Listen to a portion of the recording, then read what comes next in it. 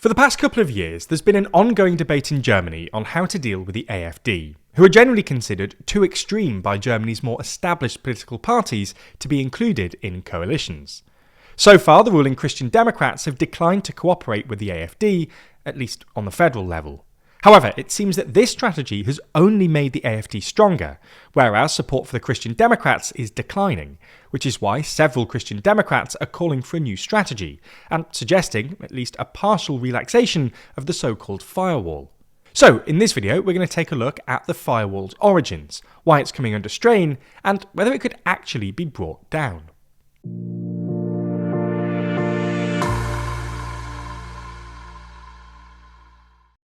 So let's start with some context. For the Christian Democrats specifically, the firewall, or Brandmauer, was established via an official party decision at their party conference in 2018. It established the party's official position towards both right-wing AfD and left-wing party Die Linke, refusing cooperation with either party. While the firewall has been debated many times since, it's so far been maintained, at least at the federal level.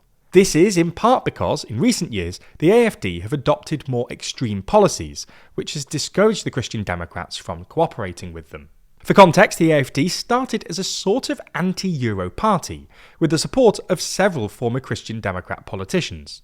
However, over time, the AfD has begun to focus less on questions of European monetary policy and more on so-called cultural issues, like immigration and Islam. As you probably already know, the AfD have taken some pretty hardline positions on these issues, and several of their federal organisations are now considered extremist by Germany's Verfassungsschutz, the Office for the Protection of the Constitution. Anyway, the AfD's apparent radicalisation has essentially strengthened the firewall, because most Christian Democrat politicians don't want to be associated with the AfD's brand of politics. However, since coming second at the 2025 federal elections, where the AfD saw by far the biggest increase in votes, the AfD have continued to climb in the polls. The AfD have established a slight lead over the Christian Democrats since the autumn, and a lot of the AfD's gains have come at their expense. In fact, roughly 1 million former Christian Democrat voters gave their vote to the AfD in the 2025 election, the biggest voter movement to the AfD of all the other parties. With the 5 state elections coming up in 2026, 2 of them being in the eastern part of Germany, where the AfD is particularly strong, it seems likely that the AfD might defeat the Christian Democrats and win their first election. This has all put some strain on the so-called firewall, with a number of second-tier Christian Democrats, as well as former office holders, arguing that the firewall so far has only made the AfD stronger. Among them, former Christian Democrat Secretary General Peter Thaber. Thaber has called for the Christian Democrats to open up to practical cooperation with the AfD, saying we should therefore consider a new policy of red lines, which would then also allow decisions to be made that the AfD agrees with. Here, Thaber seems to be alluding to the possibility that, at the upcoming state elections, the AfD might get most of the votes, but not the absolute majority, thus being forced to rely on a coalition or at least some sort of cooperation with the Christian Democrats or other parties. Thaber fears that if the Christian Democrats stick to their firewall against the AfD, this political stalemate would remind people of political bloc parties during the regime in the German Democratic Republic, where different parties were allowed under the Soviet occupying power, giving the impression of a democracy but actually being banned from real political power. Similarly, the former chief of the Christian Democrats' Basic Values Commission, Andreas Rudder, has said there needs to be a, quote, conditioned willingness to engage in dialogue with the AfD. According to Rudder, the plan would be that the AfD would commit to not cross certain red lines and distance themselves from certain extreme policy positions, in exchange for support from the Christian Democrats. Finally, former Minister of Defense Karl Theodor von Gutenberg told Stern magazine that, quote, disenchantment cannot be achieved through boycotts, and suggested the Christian Democrats should come up with some sort of plan B if there would be no stable majorities after the state elections in East Germany next year. These suggestions have further fueled the already heated debate within the Christian Democrats about how to deal with the AfD, but invited heavy criticism from not only more centrist Christian Democrats, but also from other parties, especially from their coalition partner, the SPD.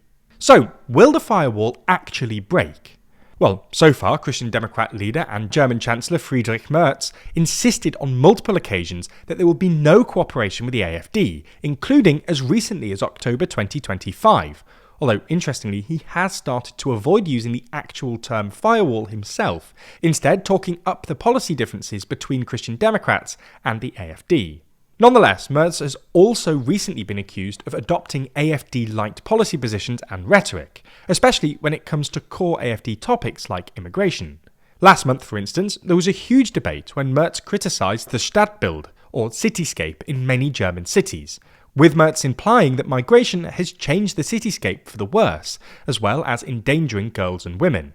It's also worth noting that, in early 2025, shortly before the federal elections, Merz's Christian Democrats introduced a draft proposal to the Bundestag on migration with the support of the AfD, which caused nationwide protests in Germany, but was celebrated by the AfD as a turning point in Christian Democrat-AfD relations. Furthermore, even though on a federal level there's no cooperation between Christian Democrats and the AfD, there is at least some cooperation at lower levels of government. On the municipal level, for instance, the Christian Democrats have cooperated with the AfD several times, especially in eastern Germany. A recent study showed that between mid-2019 and mid-2024, roughly 12% of all AfD proposals enjoyed some cooperation from the Christian Democrats, the highest percentage of all established parties. In Cottbus, for instance, AfD and Christian Democrats brought forward a joint draft to only take in a minimum of refugees, while in Dresden, Christian Democrats supported a draft by the AfD to introduce a special payment card for refugees. So, you get the point. The AfD's continued rise in the polls has put pressure on the so-called firewall. Now, we should say that, at the moment, it seems unlikely that the Christian Democrats would change their attitude towards the AfD, at least at the federal level. However, the make-or-break moment will probably be the state elections next year. If the AfD wins, which currently seems likely at this point, the Christian Democrats will come under increasing pressure to cooperate with them, if only to avoid a total legislative deadlock. By now, you've probably heard all about this story online, but depending where you read about it, you might have heard a completely different side to the story. So, how are you supposed to know what's real and what's being fabricated by one side or the other? Well, this week we're lucky enough to be sponsored by Ground News, who are experts at helping you rethink how you consume media online. Their website and app collects thousands of articles, putting them all in one easy-to-access place, to help expose outlets' political bias, how reliable their reporting practices are, and who owns them, with all of their information backed by ratings from 3 independent news monitoring organisations. Whenever we're faced with a nuanced story, we just head straight to Ground News to get the breakdown on everything we need to understand it better. For example, if we wanted to learn more about this story on the AfD's alleged ties to Russia, we just need to look on Ground News to see that 50 sources are reporting on it, with most of the coverage coming from the left, with the left framing the AfD as a far-right group, and the right portraying the accusations as staged indignation. You can quickly see who owns the outlets behind each story, and that context matters. Once you start noticing how independent sources frame stories differently than massive conglomerates, it changes how you read the news. We've even used it to filter out corporate-owned media when we want a wider mix of voices, or hone in on the highest-rated factual outlets. It's one of the few tools that actually lets you shape your media diet, not the algorithm. You know that it's no secret just how much we appreciate Ground News. Having such an incredible tool to help us stay fully informed and aware of political bias is a game changer in today's media landscape. As such, we've partnered with them to offer TLDR viewers 40% off their premium Access Vantage plan. All you have to do is subscribe through the link in the description, go to ground.news/TLDR or scan the QR code on screen, and you'll be supporting an independent news platform working to make the media landscape more transparent.